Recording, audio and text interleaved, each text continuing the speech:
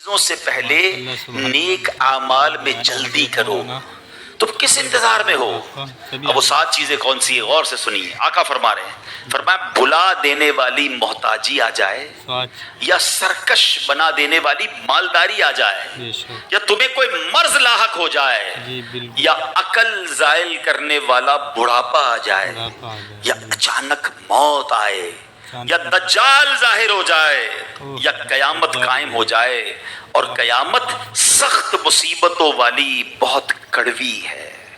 ترمذی شریف کی میں نے آپ کو حدیث سنائی ہے، کیا کمال کی باتیں۔ یہ 7 چیزیں کیسی ہیں؟ غور کریں۔ آدمی کیا کرتا ہے؟ کل کر لوں گا، تھوڑے دنوں بعد کر لوں گا، کبھی تنگ دستی آ جاتی ہے، اچانک پیسے چلے جاتے ہیں، کوئی نقصان ہو جاتا ہے، اب بندہ مال کمانے میں مصروف ہو جاتا ہے، قرضے اتارنے میں مصروف ہو جاتا ہے، اب اسے نیکی کرنے کا ٹائم ہی نہیں ملتا۔ بلکہ بعض اوقات پیسے ہوتے ہیں، لوگ کہتے بھی ہیں اللہ نے بہت دیا، کوئی اللہ کا گھر بنا دو، کوئی نیکی کا کام کر لو، بس تھوڑے اور ہو جائے پھر خرچ کروں گا، تھوڑے دنوں بعد وہ سارے ہی چلے جاتے ہیں۔ بندہ کہتا ہے یار جب ہاتھ میں پیسے تھے اس وقت اللہ کی راہ میں خرچ کر دیتا، میرے اگلے ہی اکاؤنٹ میں جمع ہوتے ہیں نا۔ میں اور آپ اللہ کی راہ میں خرچ کرتے ہیں، وہ کہاں جاتے ہیں؟ ہمارے ہی اکاؤنٹ میں جمع ہو جاتے ہیں جو آخرت میں ملنے ہیں۔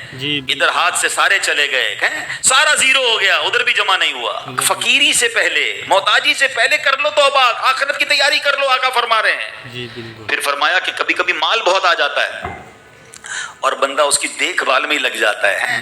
مال بھی بعض لوگوں کے لیے آزمائش بن جاتا ہے۔ غریب تھے تو ٹھیک تھے، پیسے والے ہوئے تو ٹینشنیں آ گئی، اغوا کرنے کا ڈر ہے، مال کوئی دبا کے بیٹھا ہے، اس کی ٹینشن میں بیمار ہو گئے۔ تو بعض لوگوں کے لیے ایسی مالداری جو سرکش بنا دے، اللہ اس سے بھی ہمیں محفوظ فرمائے۔ پھر فرمایا تمہیں کوئی مرض لاحق ہو جائے، بندہ بالکل صحت مند ہوتا ہے، نیکیاں نہیں کرتا، گناہ کیے جا رہا ہے، اور پھر ایسا لاغر ہو جاتا ہے کہ پھر کھڑے ہو کے نماز بھی نہیں پڑھ سکتا، ایسی بیماری آ جاتی ہے کہ پھر تلاوت بھی نہیں کر سکتا، پھر سوچتا ہے کاش وہ جب صحت تھی تو اس پہ عبادت کرتا نا، ہم غور نہیں کرتے۔ پھر فرمایا کہ اب سجدہ کرنے کی بھی طاقت نہیں، اور کچھ کہتے ہیں کل کروں گا، اور اچانک موت آ جاتی ہے۔ تو خدا را یہ باتیں یاد رکھنے والی ہیں کہ توبہ میں جلدی کرنا ہے۔ اللہ نے زندگی دی ہے، زندگی سے فائدہ اٹھائیں، صحت دی ہے، صحت سے فائدہ اٹھائیں، اللہ نے مالداری دی ہے، مالداری سے فائدہ اٹھائیں، اللہ نے اگر جوانی دی ہے تو اس سے فائدہ اٹھائیں۔ اعضاء سلامت ہے نا۔ اب پوچھیں کئی ایسے بزرگ ہیں، ابھی رمضان آئے گا، ہم نے ایسے لوگ دیکھے رو رہے ہوتے ہیں، کاش ہمت ہوتی ہم بھی روزے رکھتے، ہم بھی کھڑے ہو کے تراویح پڑھتے ہیں، کیونکہ وہ عبادت گزار تھے، ان کو عبادت یاد آ رہی ہے۔